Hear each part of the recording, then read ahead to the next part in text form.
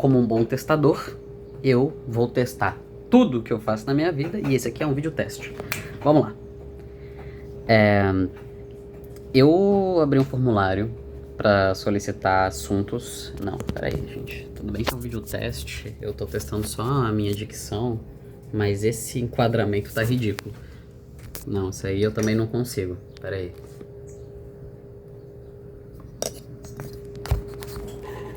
Ficou pior.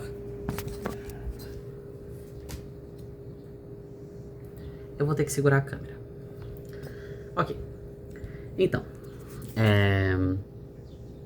eu abri um formulário solicitando assuntos e tal, perguntando o que as pessoas sentiam necessidade, né, de conteúdo. Pera, deixa eu voltar, rebobina.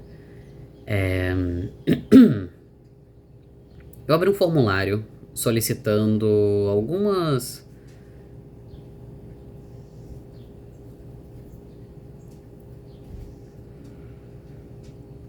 Eu abri um formulário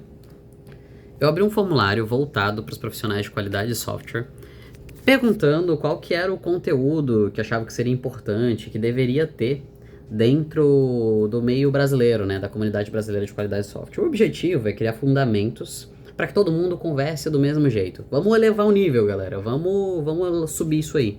E eu acredito muito na democratização do ensino, que todo mundo tem que ter o direito a aprender.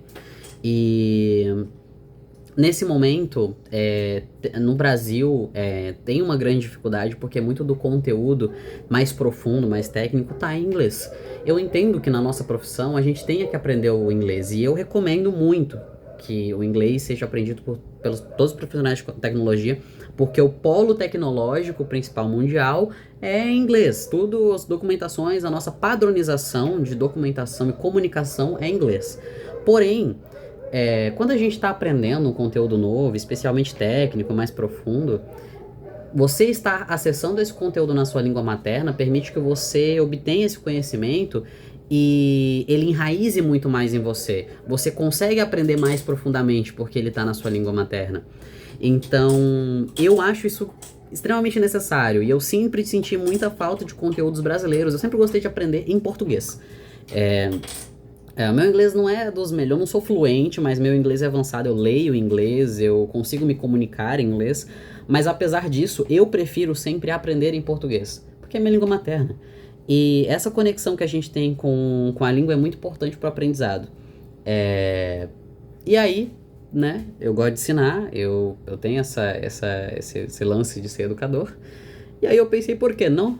Eu acho que a gente precisa elevar a maturidade da nossa base técnica de qualidade de software. Especialmente porque no momento da revolução da IA, né, que está acontecendo, muita gente que... o júnior vai mudar um pouco, talvez, né? Eu vejo que o que a gente precisa de conhecimento para a profissão vai mudar. A gente precisa evoluir um pouco mais nisso, e isso é necessário só a partir de uma base de fundamentos e princípios técnicos que são muito importantes. Eu acho que a qualidade de software vai crescer muito no Brasil nos próximos anos. No mundo, na verdade. Porque os produtos gerados por IA possuem um problema em comum. Bugs. Não só bugs, mas problemas estruturais, problemas. Pensa no QA como um resolvedor de problemas. Ele é o cara que garante qualidade da entrega, qualidade não só do produto, mas a qualidade como um todo. Eu tenho lido a respeito mais recentemente sobre Quality Enablement, que é você garantir a base para que a qualidade possa ser alcançada. Então, é uma compreensão de que não tem como eu desenvolver software de qualidade se eu não tiver processo, base de processo, se eu não tiver uma organização, se eu não tiver algumas coisas que são fundamentais nesse processo de desenvolvimento para garantir que esse software saia bom. Então, eu já trabalhava com Shift Left há algum tempo, mas mais recentemente eu tô lendo a respeito de Quality Enablement e é bem interessante. Bom, eu me perdi já no assunto, porém, perspectiva é o seguinte. Essa é a minha visão do mercado para o que há nesse momento. Eu não consigo nem especular o que as vagas no futuro terão. Eu sei que nesse momento também eu já participei ativamente de processo de recrutamento, contratação, né, de outros profissionais, mas nesse momento não estou atuando dessa forma, eu estou mais na questão técnica mesmo.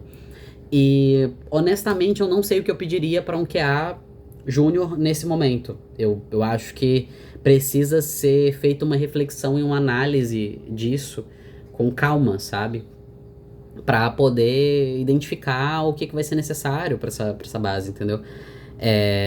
Mas uma coisa é certa, eu sempre peço, tipo, pelo menos para nível júnior, é que tenha uma base de conhecimento técnica de execução de teste. Técnica e princípios e fundamentos de forma que você consiga comprovar a necessidade disso, ou debater, realmente explicar a necessidade, você consegue identificar isso de forma mais assertiva, sabe? Quando você compreende técnica de teste de software, você vê o software de outra forma.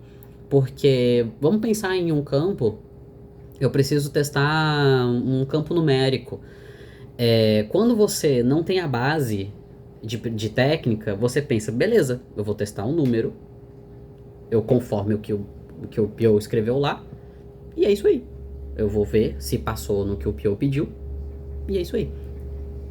Isso tá errado? Não. É um teste. Você testou.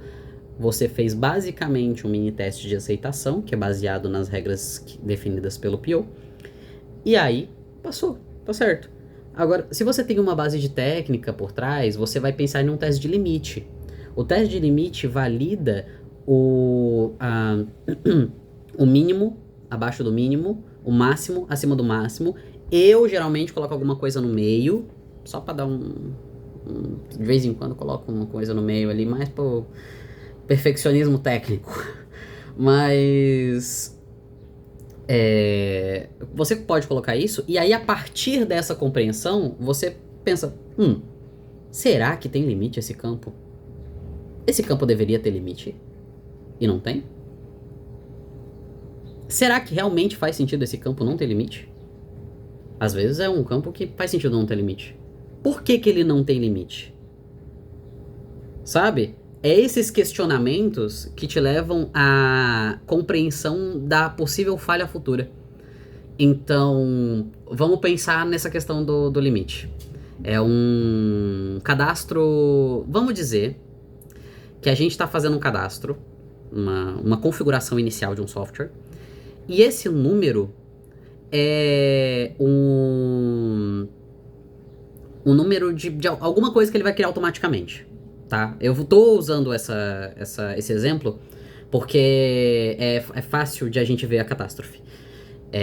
Você tem uma criação automática a partir desse número, desse input. Então, você vai processar esse número e a partir desse número você gera um monte de outras ações, né? Se esse número não tiver limite, a sua infraestrutura tem que aguentar e tem que ter uma lógica por trás, paralelismo, execução em blocos, qualquer coisa assim relacionada, mas tem que ter uma forma de contornar a possibilidade do seu usuário colocar um número absurdo, sabe, de grande, entendeu?